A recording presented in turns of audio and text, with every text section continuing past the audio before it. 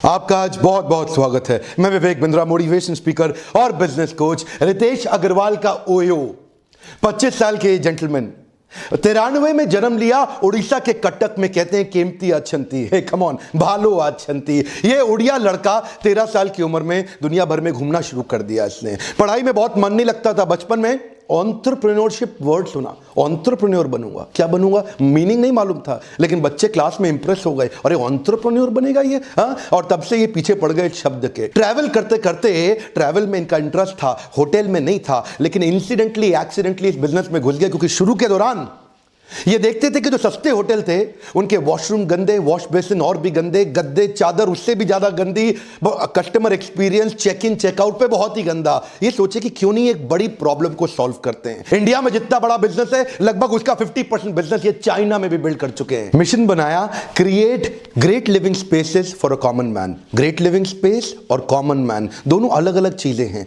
दोनों एक साथ नहीं आ सकती। वो साथ में लाना थोड़ा मुश्किल था। 2012 में ओराइवल स्टेज प्राइवेट लिमिटेड नाम की एक कंपनी की स्थापना करी। छोटे बच्चे थे, टीनेजर थे। गुड़गांव के हुड्डा सिटी सेंटर चले गए। वहां जाके एक होटल वाले को बोले, देखो भैया आपका होटल चल तो रहा नहीं है, इसमें लोग आ तो रहे नहीं है, कमरे खाली पड़े रहते हैं। ऐसा करते हैं, मैं आपको कमरे किराए पे चढ़वाता हूं, उसमें कुछ कमीशन मुझे दे देना। तो मालिक ने बोला, जा बेटा जा, बहुत साल हो गए मुझे काम धंधा करते। लोगों को विश्वास नहीं था, छोटा बच्चा था ना ये, लेकिन इसने उन्हें बोला कि देखो अगर लॉस हुआ तो मेरा, प्रॉफिट हुआ तो आधा आधा। होटल की एक्सपीरियंस, बाथरूम, बेड, चादर, टॉयलेटरी, लेमिनिटी, साफ सफाई, उसको अच्छा किया। वहां से मेहनत चालू करी, लेकिन बड़ा महंगा पड़ रहा था, उनको तकलीफें पड़ रही थी। वहां से इन्होंने सोचा कि मॉडल को स्केल अप करना है तो टेक्नोलॉजी चाहिए, और वहां से इसके बाद उन्होंने ओयो की स्थापना करी। ओयो का मतलब ऑन योर ओन। पहली सक्सेस स्ट्रैटेजी क्या है? Asset light strategy. क्या मीनिंग हुआ इसका? इन्होंने ध्यान से देखा, अनब्रांडेड होटल्स बहुत सारे हैं, ये एक बड़ा यूनिवर्स है अनब्रांडेड होटल्स का। उन सारे अनब्रांडेड होटल्स को एक ब्रांडेड इकोसिस्टम में अगर ला दें तो मजा आ जाएगा। ये सोचते थे किसी मॉल के पास हो होटल, कि रेलवे स्टेशन के पास हो, एयरपोर्ट के पास हो, किसी कॉर्पोरेट हब जहां पे बहुत एम्प्लॉयबिलिटी है उसके पास हो, ताकि होटल तुरंत पिकअप कर जाए। और उसके बाद इन्होंने धीरे धीरे ये समझना शुरू किया कि दुनिया की जितनी बड़ी होटल चेन्स हैं, ये सबका फोकस है उन होटल्स पे जहां 100 से ज्यादा कमरे हों, और 90% से ज्यादा होटल ऐसे हैं जिनके पास 100 से कम कमरे हैं। 10% होटल ऐसे हैं जिनके पास 100 से ज्यादा कमरे हैं। वो 90% होटल्स पे कोई ध्यान नहीं दे रहा था। इस बात को जरा पकड़िएगा मेरी। वो मार्केट जिस पे कोई ध्यान नहीं दे रहा था, वहां पे इन्होंने ध्यान दिया। एक 4 स्टार होटल बनाने में 60 करोड़ लग जाता है, एक 5 स्टार होटल बनाने में 125 से 150 करोड़ लग जाता है, और उसके बाद प्रॉफिट निकालना मुश्किल हो जाता है, उसमें ROI आता नहीं है। ये सोचे मैं होटल बनाऊंगा नहीं, बने हुए होटल के साथ पार्टनरशिप करूंगा, और खासतौर से उन पे काम करूंगा जो 100 से कम कमरों वाले छोटे होटल्स हैं, क्योंकि उन पे कोई ध्यान नहीं दे रहा। और वहां से 1000-2000 रुपए प्राइस पॉइंट वाले कस्टमर को delightful great consumer experience create करके दूंगा। और इससे आता है मेरा second point, end to end responsibility for customer experience. ये क्या कहते हैं? एंड टू एंड मतलब शुरू से आखिरी तक सारी जिम्मेदारी कस्टमर को खुश करने की मेरी है। आप होटल के मालिक हैं, आपको टेंशन नहीं लेना, अब मैं करूंगा। अच्छा तुम कैसे करोगे यार?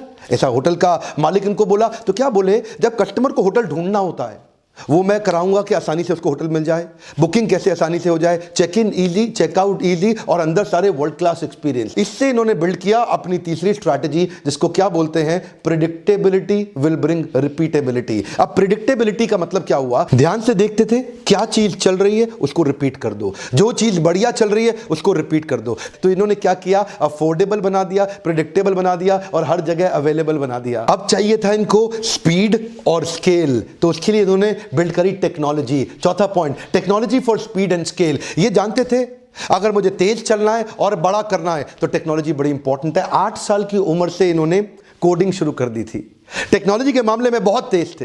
ये जानते थे, इन्होंने मोबाइल ऐप भी ऐसा बनाया कि 3 क्लिक 5 सेकंड कमरा बुक। इनकी अपनी टीम है, हर जगह एक मैनेजर होता है इनका, हर देश में जहां जहां इनका ओयो चल रहा है वो एक अपना क्रिप्टॉन मोबाइल ऐप यूज करता है, जो इनका इंटरनल ऐप है। उस ऐप की मदद से ये वहां के हर होटल की प्रॉपर्टी का रेट ऑफ रिटर्न कैसा आएगा, उसका यील्ड कैसा आएगा, कितना कमाऊंगा, कितनी इन्वेंट्री उसमें चढ़ रही है, कितनी उसमें बुकिंग, उससे क्या होगा, ये उसके प्राइस पॉइंट को डिसाइड कर पाते हैं कि ये कमरा मुझे कितने रुपए में चढ़ाना है। थोड़ा मैं इसको साधारण भाषा में समझाता हूं। मान लो अगर इनके 10,000 होटल है तो हर होटल पे एक मैनेजर प्राइस पॉइंट के लिए लगाना पड़ेगा, तो मतलब 10,000 मैनेजर चाहिए। लेकिन अब क्या किया, स्क्रिप्टॉन ऐप की मदद से वो 10,000 लोगों का काम 50 लोग कर लेते हैं। इनका विराट रूप समझने के लिए 5वीं स्ट्रैटेजी समझिए, focus team for acquisition and expansion. ये एक अलग डेडिकेटेड फंक्शन, एक टीम बनाई है जिससे हम नए होटल्स, नए पार्टनर्स को एक्वायर करें और बिजनेस को एक्सपैंड करें। इस टीम का केवल यही काम है कि नई प्रॉपर्टीज के साथ पार्टनरशिप को कैसे बिल्ड किया जाए। अभी तो 2.25 लाख कमरे हैं, लेकिन अब इनका टारगेट है कि हर महीने 50,000 कमरे अपनी इन्वेंट्री में बढ़ाते चले जाएं।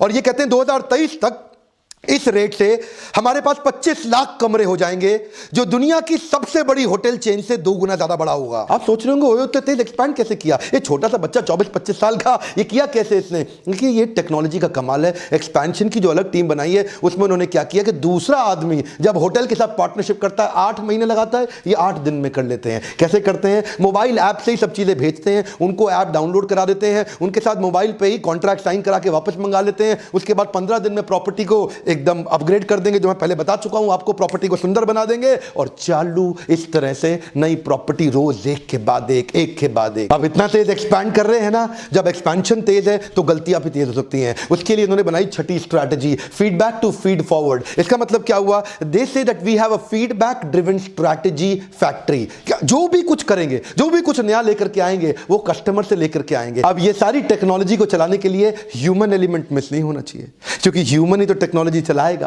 तो उसके लिए इन्होंने बनाई 7वीं strategy, lowest attrition with continuous training. ये अपनी टीम को इतना ट्रेन करते हैं, इतना ट्रेन करते हैं, इतना इंस्पायर एंगेज करते हैं कि 25 स्किलिंग इंस्टीट्यूट बना दिए ओयो ने, 25 ट्रेनिंग सेंटर्स बना दिए अपने लोगों के लिए ओयो ने।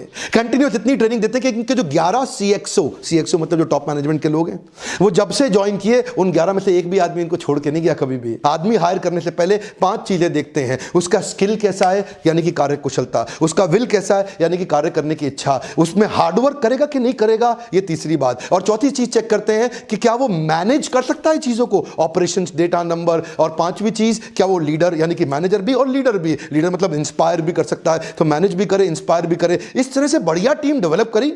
ठीक है, जो 7वीं स्ट्रैटेजी मैंने आपको बताई ना, ग्रोथ की, lowest attrition with continuous training, इसने इनको बड़ा फायदा दिया कि आज एयरबीएनबी मिल से टक्कर नहीं ले पा रहा। ट्रेनिंग का बहुत फायदा है सर, बहुत फायदा है। अपने ऊपर इन्वेस्ट करना चाहिए। यही आपका छोटा सा दिमाग जो आपको सब कुछ कमा के देगा, आप इस पे समय नहीं लगा रहे, इस पे पैसा नहीं लगा रहे। और मैं यही कल्चर इस देश में बिल्ड करना चाहता हूं। अमेरिका के अंदर हर एम्प्लॉय, हर बिजनेसमैन साल में 100 घंटे की ट्रेनिंग लेता है, और हमारे देश में साल में कोई 2 घंटे की ट्रेनिंग भी नहीं लेना चाहता। आपसे रिक्वेस्ट कर रहा हूं, अपने ऊपर कर रहे हो इन्वेस्ट, किसी पे नहीं कर रहे। ये जो लोग जीप पे इन्वेस्ट करते हैं, अपने पेट के ऊपर इन्वेस्ट करते हैं, अपनी जनेंद्रियों पे इन्वेस्ट करते हैं, अपने बाहरी शरीर पे इन्वेस्ट करते हैं, इस पे नहीं करते।